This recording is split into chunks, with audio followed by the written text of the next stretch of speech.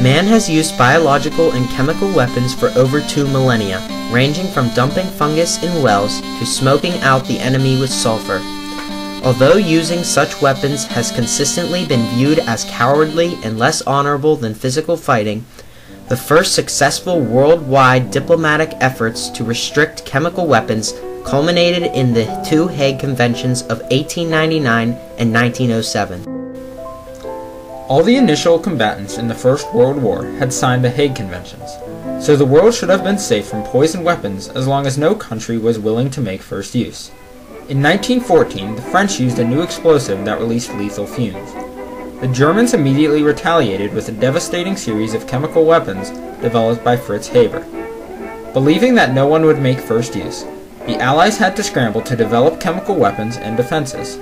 Great Britain was the driver in terms of research, and the United States provided its massive production capacity. After World War I, the world was so appalled by the casualties of various chemical weapons that it took only a few years of diplomatic efforts to negotiate the Geneva Protocol of 1925, affirming the restrictions of the Hague Conventions and adding a prohibition of bacteriological weapons. Signing the protocol was no guarantee though, as the Italians demonstrated in 1935 when Mussolini authorized the use of mustard gas against the Ethiopians. After World War I, each of the major powers set out to develop both weapons and defenses in case another power made first use. Soviet research focused on biological weapons based primarily on typhus and plague. Great Britain's research focused on enhanced versions of existing chemical weapons and on biological weapons based on anthrax and botulinum. United States facilities churned out phosgene, mustard, and chlorine gases. The German research efforts, led by Gerhard Schrader, focused on an entirely new class of weapons, nerve gases. Although there is no evidence that chemical or biological weapons were used anywhere in Europe or Africa during World War II, that was not true in Asia. The Japanese government built a top-secret bioweapons lab in China. Given the code name of Water Purification Unit 731, the lab conducted human testing, including living dissection. In addition, Unit 731 conducted widespread testing by airdropping disease-bearing insects, spraying the civilian population, and contaminating wells. The lowest estimate was that Japanese bioweapon work killed more than 250,000 Chinese. When the Russians captured the facility, they found only low-level staff, whom they diligently prosecuted at their war crimes trials of 1949. Back in Japan, though, the lead scientists avoided the Tokyo war crimes trials by negotiating exoneration from all war crimes in exchange for providing to the U.S. all their knowledge and documentation of all the research and human testing. The U.S. troops had the same basic tools from both Korea and Vietnam, napalm and defoliants.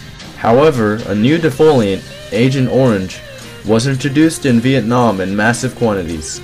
Although a toxic component, dioxin, was not harmful in small amounts, the drenching applications in Vietnam were hazardous to troops, civilians, and the groundwater.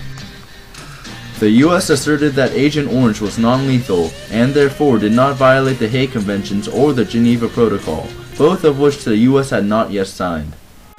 On November 25, 1969, President Nixon announced that the U.S. would never make first use of chemical weapons and would never make any use of biological weapons. Disposal of existing stocks of biological weapons is ongoing today. In December 1969, the United Nations declared that the first use of either tear gas or defoliants would be a violation of the Geneva Protocol. On January 22, 1975, President Ford finally signed the United States agreement to the Geneva Protocol. However, in the 50 years since it was first presented, the world had learned firsthand of the weaknesses of the Geneva Protocol.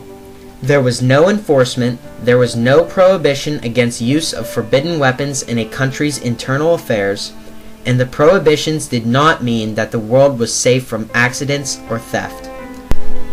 Although work began first on negotiation of a new ban on chemical weapons, so many countries wanted reservations and exclusions that progress was slow. However, the universal horror of biological weapons resulted in fewer objections. As a result, the Biological Weapons Convention was successfully negotiated, with participating countries agreeing that they would never in any circumstances develop, produce, stockpile, or otherwise acquire microbial or other biological agents or toxins that have no justification for prophylactic, protective, or other peaceful purposes. The convention was completed in 1972 and effective in 1975. The United States ratified in 1979.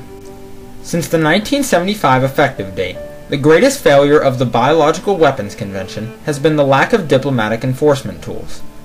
As Ambassador Maley explained to us, the verification of biological compliance will never be truly practical or realistic, since all bioweapon production equipment also has permitted uses, current cleaning techniques permit rapid change from banned to permitted production, and of course, all biological weapons start with natural components. Complying with diplomatic agreements continued to be an issue. For example, while Lenin and Brezhnev signed diplomatic arms control agreements with President Nixon in 1972, in 1973, Brezhnev signed decrees to improve the Soviet biological weapons program and to develop genetically altered pathogens, and he created the Biopreparat Company to accomplish these directives. Under the direction of Konstantin and Lebikov, both research staffing and manufacturing capacity were expanded on a staggering scale. When Lebikov defected to the United States in 1992, the U.S. learned of the scope and depth of the Soviet work. In 1982, according to Amnesty International, Syria used cyanide against Sunni rebels. Beginning on March 17, 1984, Saddam Hussein became the first to authorize the use of nerve gas in warfare against Iran. Libya used chemical weapons against troops from Chad in 1987. In 1987 and 1988, the world watched in horror as Saddam Hussein used chemical weapons including tabun, sarin, and mustard gas in an ethnic cleansing of Kurds. Clearly, the world desperately needed a convention about chemical weapons comparable to the Biological Weapons Convention. Decades after negotiations began, the Chemical Weapons Convention was finally completed in 1993, with participating countries agreeing that they would never use chemical weapons, destroy chemical weapons they possessed or had abandoned on the territory of another, destroy their chemical weapons production facilities, and not use riot control agents as a method of warfare. The U.S. ratified in 1997. Learning from the enforcement failures of the Geneva Protocol and the Biological Weapons Convention, the Chemical Weapons Convention incorporated an inspection agency, the Organization for the Prohibition of Chemical Weapons. These diplomatic successes, although they express the world's universal horror of chemical and biological weapons, bind only the countries that sign them. The question remains, how can the world deny access to chemical and biological weapons to terror groups? The importance of this question was demonstrated in Japan. The Aum Shinrikyo cult attempted to overthrow the Japanese government by using sarin nerve gas to attack the Tokyo subway system in 1995. As a consequence of these threats, President Clinton signed an executive order in 1994 restricting any exports that would assist in getting or delivering weapons of mass destruction. But controlling exports did not address homegrown terrorists. For example, in 1984, the cult of Bhagwan Sri Rajneesh attacked Wasco, Oregon with salmonella. In 2001, 5 people were killed by letters containing weapons-grade anthrax. It is now a crime to either possess designated weapons and components or to help someone else to get them. Diplomacy can only provide a framework to protect the world. The success or failure of that diplomatic framework depends on our vigilance. Just last summer, unconfirmed reports filtered out of Sri Lanka that chemical weapons were being used against refugees who were ethnic minorities. Human nature recoils at the concept of chemical and biological weapons. Diplomacy has been successful at crafting standards of behavior among the nations and mechanisms for enforcement. Diplomacy has failed at realigning the moral compasses of the psychotic, the morally degenerate, and the desperate.